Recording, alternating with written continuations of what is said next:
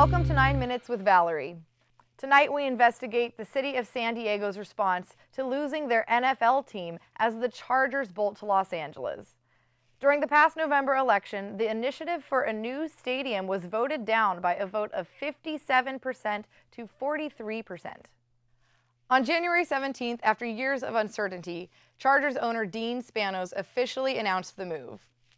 To delve further into the county's reaction and the strained relationship between the city of San Diego and the Chargers, we spoke with Dan McClellan, ambassador at Save Our Bolts and former Chargers reporter at CBS Sports. The reason why the Chargers were so focused in on downtown is the construction cost for getting a stadium done there was vastly cheaper than Mission Valley when you combine it with the convention center expansion. The Chargers provided the city in their original plan to build a stadium there with 17 specific infrastructure needs that they were willing to pay for at the time.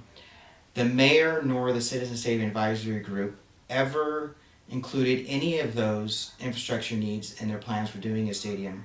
All of these things increase the cost of doing a stadium in Mission Valley, where in downtown you could save $200 million in construction cost, and you have the infrastructure that's already there. Tell me of the moment you found out it had not passed. What were you thinking?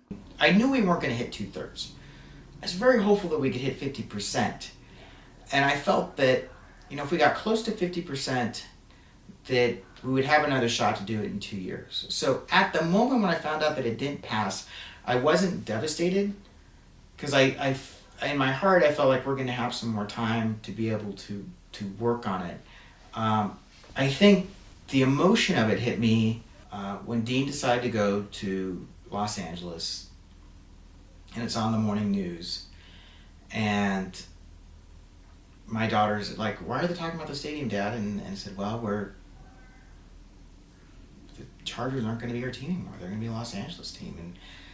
And my 5-year-old daughter goes, "But Dad, you worked so hard to get a stadium done." And it was like, she knew, because she's seen me on the news a number of times, and that I so much of what I was fighting, people thought, I'm in the back pocket of the Chargers, which I wasn't getting paid on the back pocket of the Chargers. I just had access to a tremendous amount of information.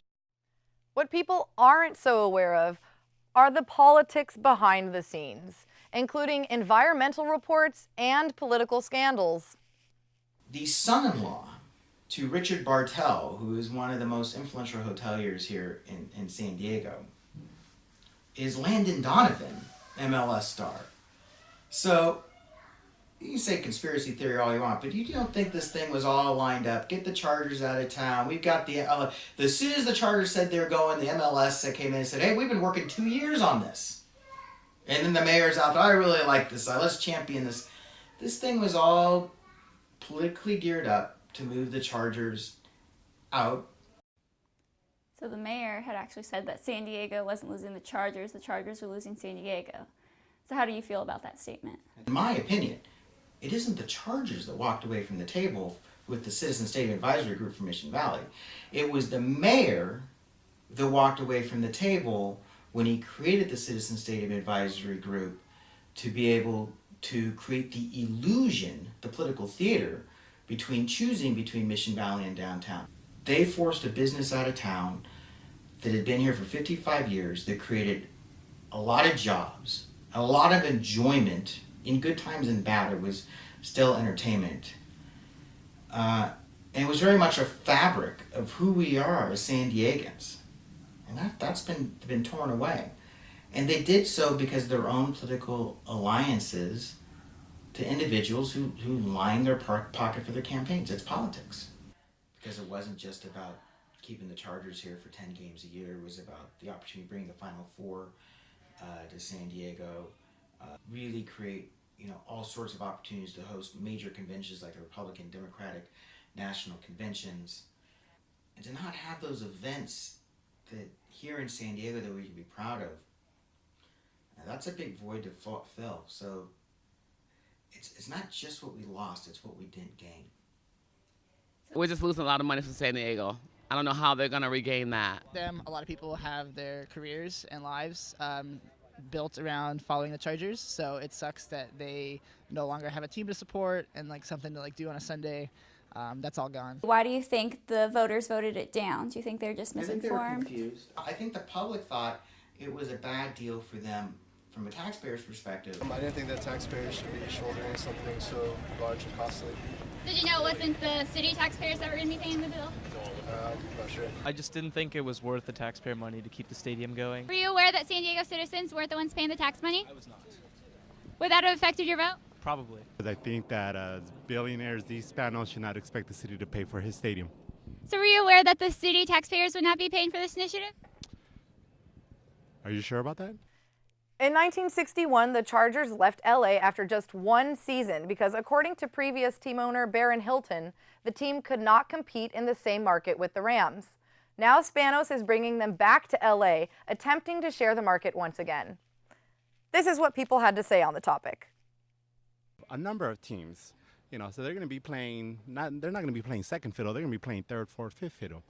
And I don't think it'll go well for them. I mean, they're there a year before, so they already have the head start on all the fans. But I think at the same time, some of the Chargers fans will still travel up to LA to watch the games. I hope it's the stadium. They gotta wish the best for them. I wish they would have stayed in San Diego, but we'll see what happens. I think it'll be the same way. I just hope they don't try to come back here. They need to give back a lot, and then they need to win on the field. I think the advantage they have is that the Rams are not doing very well either. So I think the first team that wins is going to capture the hearts of the Los Angeles fans. The Chargers leaving San Diego is heartbreaking to a ton of fans, and not all of them are willing to put up with the heartbreak. I will never be a Chargers fan again. Absolutely not. They went to LA. My loyalty is over. Is it really? Yeah, it is. The move affects more than just the lifelong fans here in San Diego.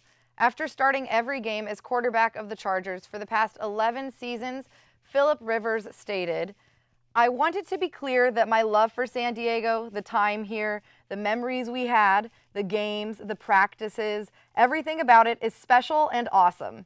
I hope that when the dust finally settles, that the people that have been fans here for a long time can still watch a game on Sunday and go, hey, that's our quarterback." You want to feel that because you always do. It's like your hometown. This has been 9 Minutes with Valerie. Thank you for watching.